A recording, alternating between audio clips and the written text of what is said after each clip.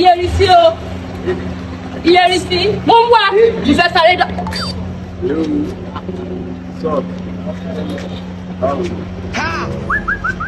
Listen, baby. Baby. Ṣé mi rí baby? Èmi ni baby. Lẹ́nu rẹ̀ rọ̀ pé mi ni baby. Wọ́n mi ò. Èmi ni baby. Wọ́n jẹ́ ìrẹ̀lẹ̀ ni. Wọ́n jẹ́ ìrẹ̀lẹ̀ ni. Wọ́n ṣe pé wọ́n ṣe ìrẹ̀lẹ̀ ni. Ọjà barabalẹ̀ ọjà mọ̀ sọ̀kan nù.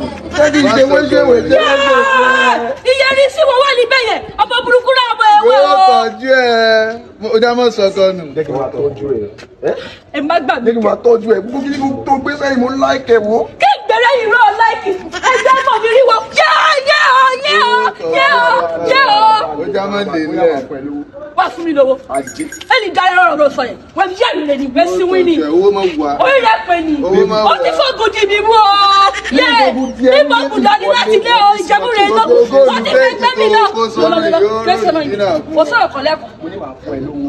Any amount mo máa fún ẹ. O máa fún mi lówó. Ìyá ti fẹ́ bọ́ orí ẹnìbọ̀dì. South Africa. Ajé. Mo ní. Ọ̀rọ̀ sọ̀yìn Ṣé o ní sọ̀yìn. passport? Yóò gbé ọ lọ South Africa lọ́fẹ̀ẹ́. Ṣé o ní passport? South Africa. Yóò yọ O ní passport? Mine. Èyí ṣe tó máa yá tó bá yá o. Mine. ó tún wá mọ bá ṣe ń kàn. Máa ṣe fún ẹ. Ọmọ bọ̀ ṣe ń kàn. Yóò lá gbogbo tibẹ̀tibẹ̀. Ṣọ́ọ̀ṣì láyé. Ṣọ́ọ̀ṣì láyé. Ó ti jókòó ti pẹ́ ni.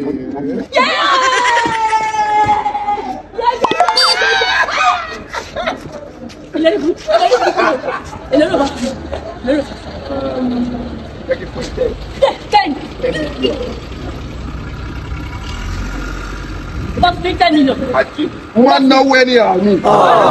Ọmọ tó fẹ́ láti ó rọkọ̀ tuntun fún wọlé. 10 million. Bẹ́ẹ̀. Ó ti máa rí ó ti kọ́ ọ̀tọ̀. Ó dáràn. Ọmọ ìjà ẹ̀. 10 million rò pé o. Wọlé má ṣílẹ̀ Iye fún tí ọmọ mo ń wá, kan ní. wọ́n sọ fún wa fún mi 10 million naira mo ń wá. Bá wọlé má jábọ́ lẹ́nu mọ́tò. Dubai rẹ̀ lọ o, Dubai.